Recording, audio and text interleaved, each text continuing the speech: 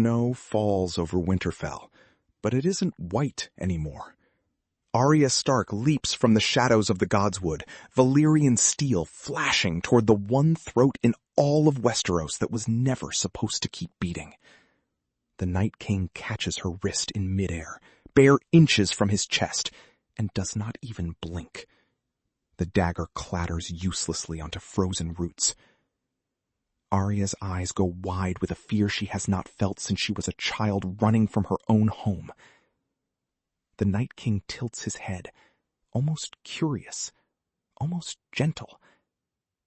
And then he ends her, the same way he has ended everyone else who ever believed a single blade could stop the end of the world. Bran Stark's eyes roll white beneath the weirwood tree. And across Winterfell's walls, in the same instant, every torch in the castle seems to gutter at once.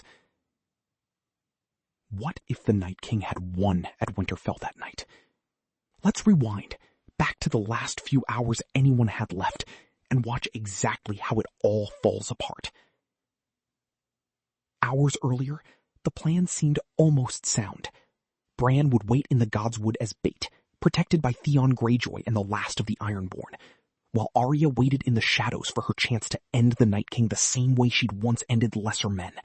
Quick, quiet, and final.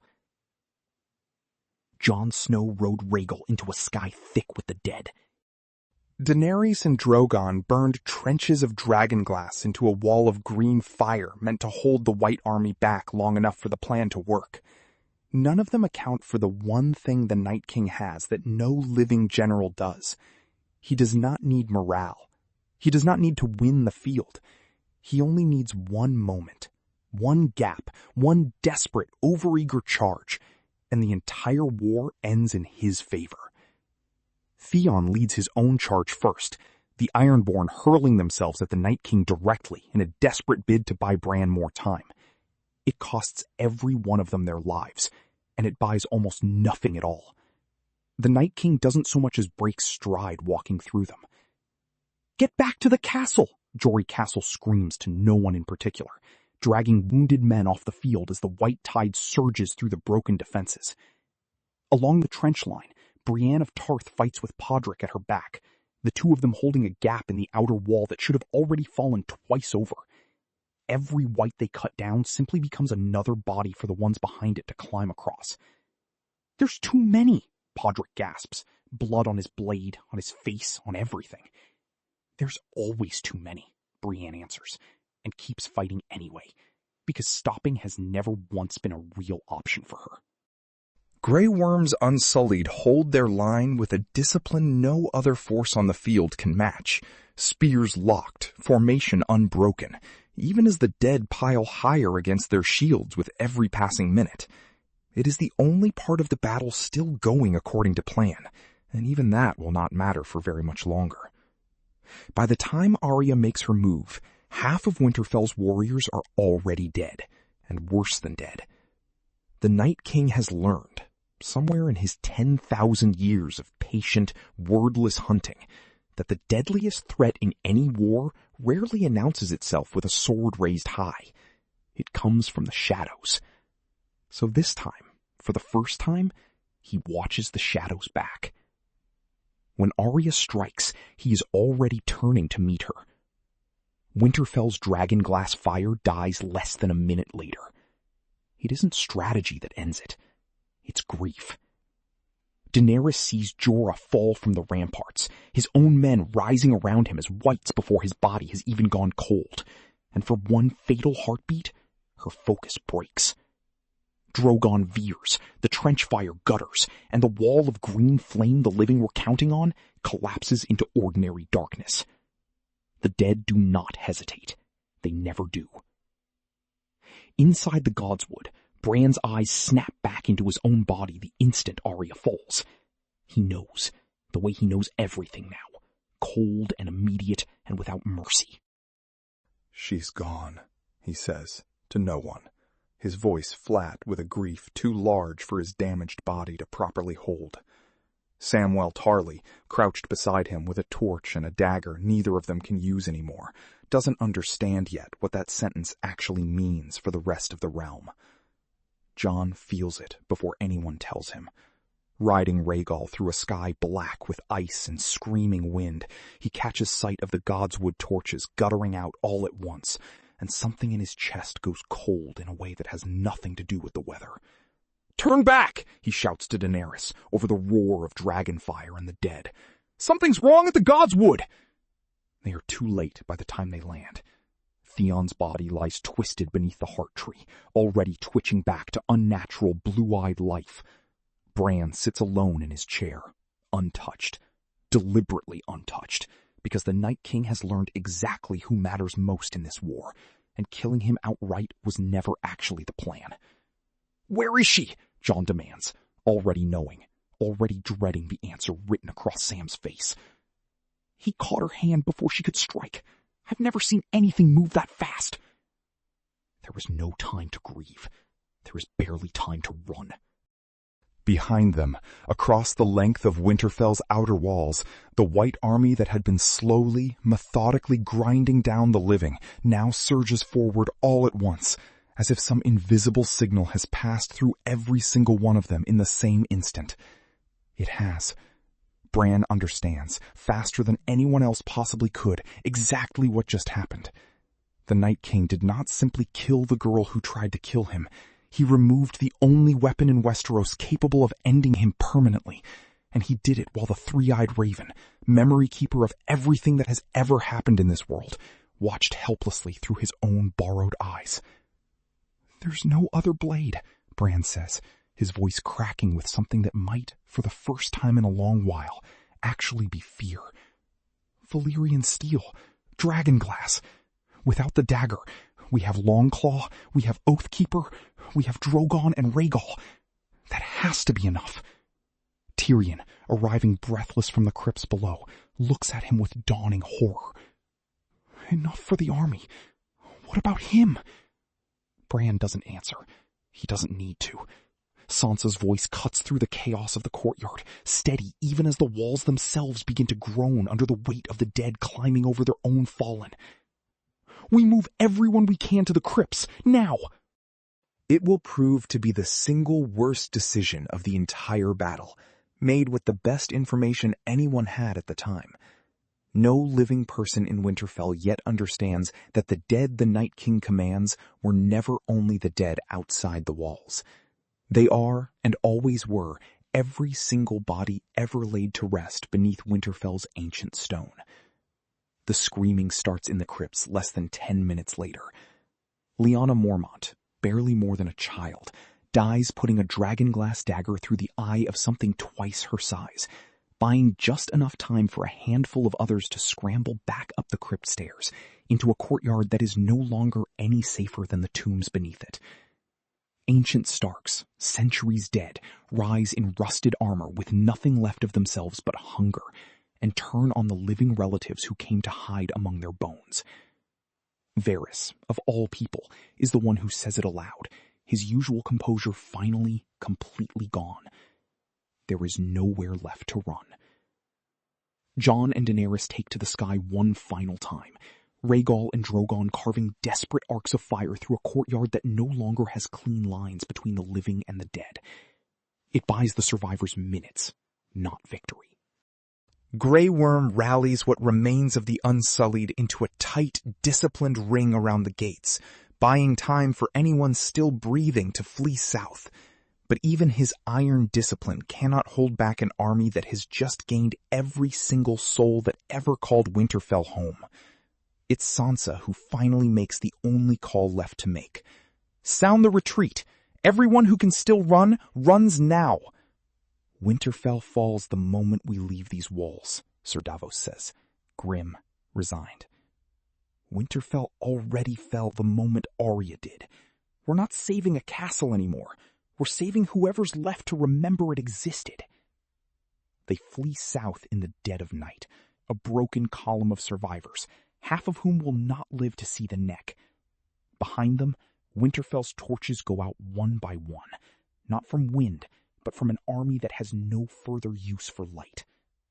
Ghost, Jon's direwolf, is the last living thing to leave the gates, and even he looks back only once before vanishing into the tree line. The retreat itself becomes its own quiet horror.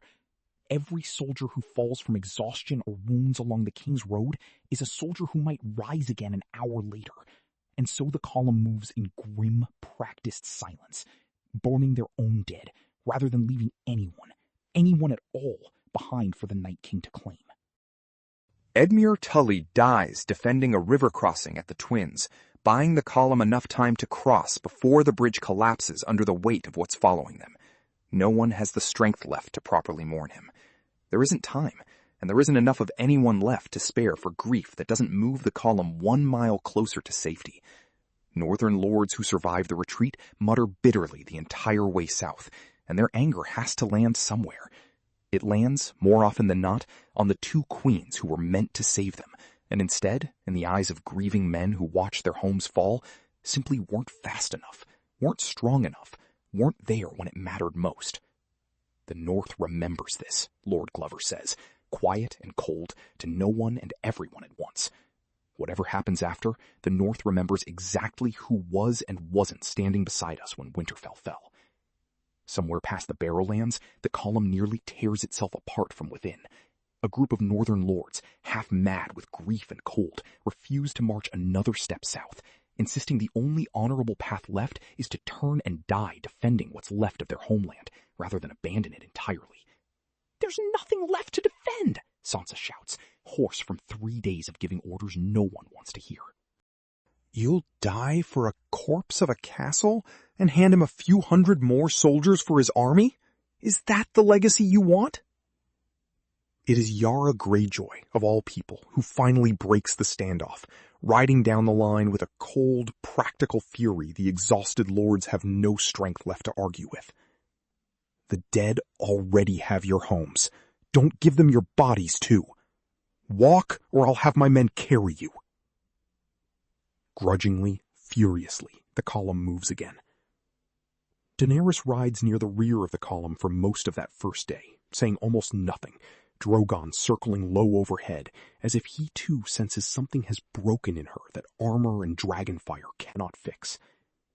It's Jon who finally rides back to find her, the same way he once found her grieving Missandei, except this time there was no throne left worth reaching for at all. "It wasn't your fault," he says quietly.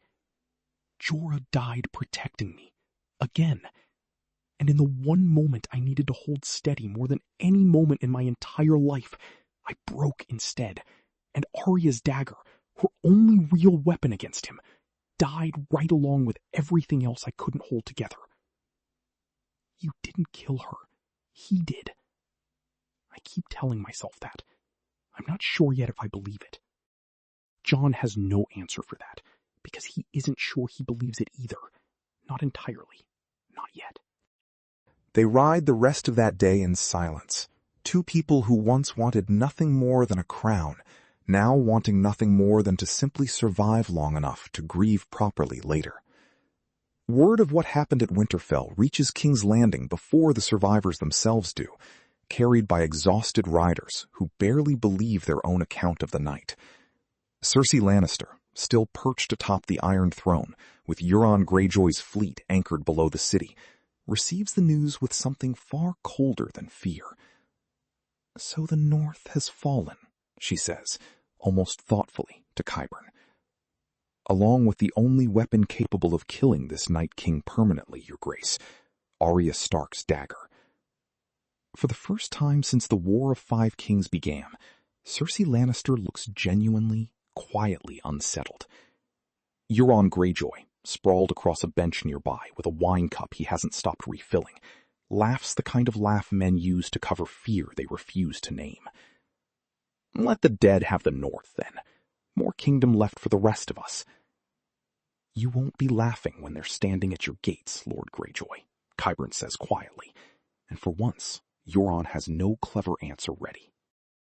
It's Tyrion who reaches the capital first among the survivors, half frozen, half a man himself after the days-long retreat, and it is Tyrion who forces his way into his sister's throne room without so much as being announced. You have to open the gates. Every soldier, every ship, every dragonglass mine in the 7 kingdoms needs to move toward this threat right now, or none of us are going to be alive to fight each other over that chair much longer.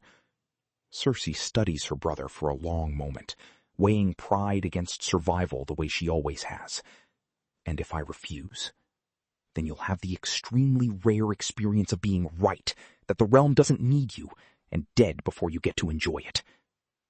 Whether it is fear, pragmatism, or some buried scrap of self-preservation dressed up as strategy, Cersei agrees to a fragile, furious truce. The bells of King's Landing ring not in celebration, but in warning. The same sound the city once used to signal surrender, now repurposed to call every living soul within the walls to arms against something far worse than any army of men. Daenerys and Jon arrive within the week. What remains of their force is a fraction of what marched north only a moon before. Grey Worm has lost more than half the Unsullied. The northern lords who survive at all are broken, grieving, and furious, in no mood to trust a Lannister queen who spent the whole war they'd just lost sitting safely behind stone walls 3 kingdoms away. You had dragons and armies enough to help us and chose to wait, Sansa says to Cersei, in a war council thick with mutual loathing neither woman bothers to hide. I chose to survive long enough to still have something worth defending. It appears that decision was, in fact, correct. Tell that to Lyanna Mormont, Sansa snaps back. Tell that to everyone who died believing help was coming. Cersei's expression doesn't change. I'll tell it to whoever's left alive to listen once this is over. Right now, I'd rather discuss how we're not next. Jon slams a fist against the war table, the only outward crack in his composure since the retreat began. We don't have the numbers to fight him again the way we fought him at Winterfell. We barely have the numbers to hold this city for a fortnight. Bran, wheeled into the war room by Sam, finally speaks the words no one else has dared say aloud yet. The Night King isn't marching to conquer the realm. He's marching to end it. Every person he kills joins his army. Every battle we lose makes the next one worse. There will be no negotiated peace, and there will be no simply outlasting him. Then what does he want? Silence. An end to memory itself. That's what I am to him, and that's what all of this has always been about. It's Samwell Tarly, hunched over stolen Citadel scrolls by candlelight, who finds the only idea left worth trying. Wildfire, the volatile substance that nearly burned King's Landing to ash once already during the Mad King's reign, still sits in vast, hidden stores beneath the city, sealed away since Tyrion's own defense of the Blackwater years before. He nearly misses it entirely. 3 nights without real sleep, his eyes blurring over the same brittle pages Maester Aemon once made him copy as punishment for falling asleep during lessons. It's a single line in a pyromancer's ledger, half burned at the edge, that finally stops him cold. A count of barrels, and a location, and a warning, scrawled in a hand so shaky it barely qualifies as writing at all. Never all at once. Never beneath the city itself. Sam reads it 3 times before he understands exactly why that warning is precisely what he needs. He finds Tyrion in the flooded remains of the old dungeons, still searching for anything useful among Cersei's late father's forgotten stockpiles. Fire kills whites. We know this. Dragon fire, ordinary fire, all of it works given enough of it. What if we don't fight this war one battlefield at a time? What if we let him come to us and burn the ground itself out from under his entire army in a single night? Tyrion looks at him with something between horror and reluctant respect. You want to turn King's Landing into the largest wildfire trap in the history of Westeros. I want to turn King's Landing into the last mistake the Night King ever makes. Not everyone in the council agrees so quickly. Grey Worm, what remains of his composure stretched thin by grief for Missandei and every unsullied brother lost since Winterfell, objects first and loudest. we burn this city, we become no better than the Mad Queen this city already survived once before. How many innocents die for this plan before it ever reaches him? Fewer than will die if he simply reaches Dorne, or the Reach, or anywhere else with nothing standing in his way, Sansa answers, her voice hard with the particular exhaustion of someone who has already run out of gentler options. We don't have the luxury of a plan that costs nothing anymore, Sir Grey Worm. We lost that luxury at Winterfell. The council falls silent for a long moment. Grief and fear and grim arithmetic warring in every face around the table. Until it is Cersei, of all people, who finally breaks the silence with something that almost sounds like agreement. I have burned things before to keep what mattered to me. I understand this is the exact same substance that nearly killed me, my brother, and half this city once already. I understand it's also the only thing we have left that can kill an entire army in a single breath, instead of losing 100 good men trying to do it one sword swing at a time. Tyrion is quiet for a long moment, turning an old, dust-covered wildfire jar over in his hands, like it might answer him honestly if he stared at it long enough. My father would have loved this plan, he finally says, which terrifies me more than the Night King does some days. The plan that follows is equal parts desperation and genius, cobbled together from soldiers who have never once in this entire war agreed on anything else. Dragonglass caltrops line every street. Wildfire caches, hidden beneath the city since the days of the Mad King, are quietly repositioned beneath the very gates the Night King's army will need to breach. Jon and Daenerys' dragons wait in the sky above, not to meet the army head-on, but to seal the trap once it's sprung. The bait, the only bait that will actually work, is the one thing the Night King has proven over and over that he cannot resist. Bran. Absolutely not, Jon says, the instant he hears the plan laid out in full. It has to be me. He's spent his entire existence trying to end the world's memory of itself. I am that memory. He will come for me before he comes for anyone else, and that means he'll come exactly where we need him to. Sansa's voice, when it finally comes, is barely above a whisper. We already lost Arya doing something like this. Arya tried to end him with a knife. I only need him to stand in one place for one moment, above a city built on top of enough wildfire to remind the realm exactly why the Iron Throne was never meant to be trusted with fire in the first place. The Night King's army reaches King's Landing 11 days later, a black tide stretching from horizon to horizon, swollen now with the bones of half the north. The living wait behind walls thick with dragonglass and desperation, and Bran waits in the center of the throne room itself, alone, exactly as planned, the old god's last true witness sitting perfectly still atop the seat of 1,000 years of human ambition.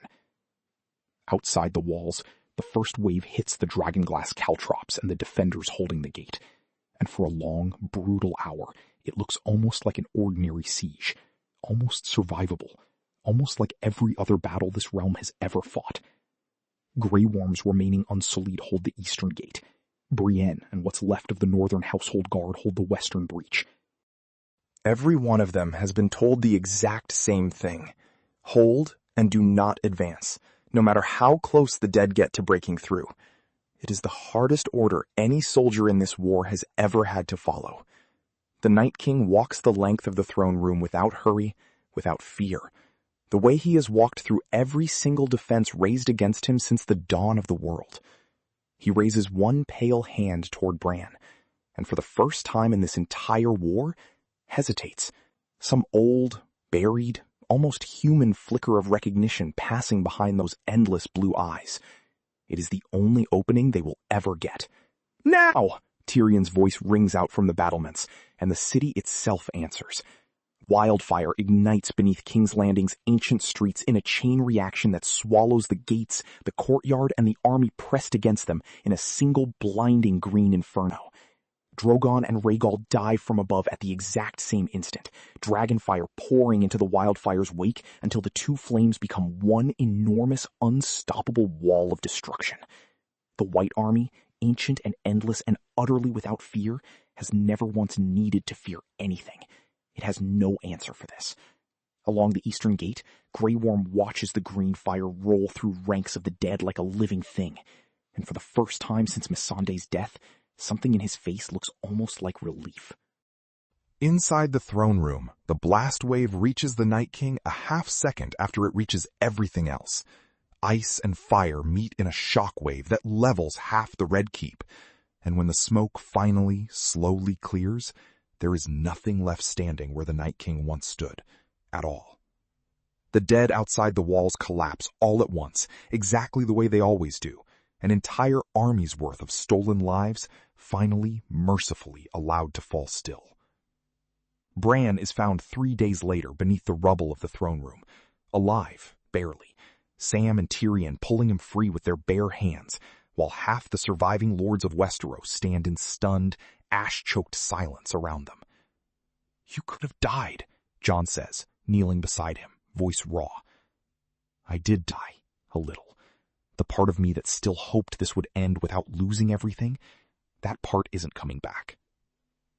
The victory that follows has no triumphant songs written about it, not for a long while yet. The north lies empty behind them, its people scattered or gone, its ancient halls silent under snow that no longer holds any threat, only grief. King's Landing itself lies half in ruins, the price of the very fire that saved it. The Iron Throne, that ancient seat of 1,000 swords, sits cracked in half, melted at one edge, a monument now to the last war it will ever preside over. Grey Worm asks for nothing when it's over. No reward, no land, no title. He asks only for a ship and the freedom to finally sail for Noth, carrying whatever remains of the Unsullied who fought and somehow survived a war none of them ever chose. Daenerys grants it without hesitation and watches his ship leave the harbor from the same balcony where she once dreamed of ruling all of Westeros, from a throne she no longer particularly wants. Yara Greyjoy takes what's left of her fleet home to the Iron Islands, muttering something about there being easier ways to die than fighting other people's wars, though she stays long enough to help bury the dead first, which is more than she ever promised anyone. Tyrion finds Sansa alone on a scorched balcony, overlooking a city that survived, barely, by burning itself half to the ground. "We won," he says, uncertain even as he says it whether that word means anything anymore. "We're alive. I'm not sure yet if that's the same thing as winning. It rarely is, but it's usually the only version of winning any of us actually get." Sansa is quiet for a long moment, watching smoke still curling from streets that will take years, maybe a generation, to fully rebuild. I keep thinking about Winterfell, about all the people who are just gone now. Not dead the way people are supposed to be dead. Just gone, and buried under snow that doesn't even remember their names. Then we remember them instead. It's not much. It's what's left to us. Far to the north, past a wall that no longer needs defending against anything at all, snow falls quietly over the ruins of Winterfell, settling into halls that once held centuries of stark memory, and now hold only silence. Somewhere beneath that snow, a girl who once believed a single blade could end the world sleeps forever in ground that finally, mercifully, stopped fighting back.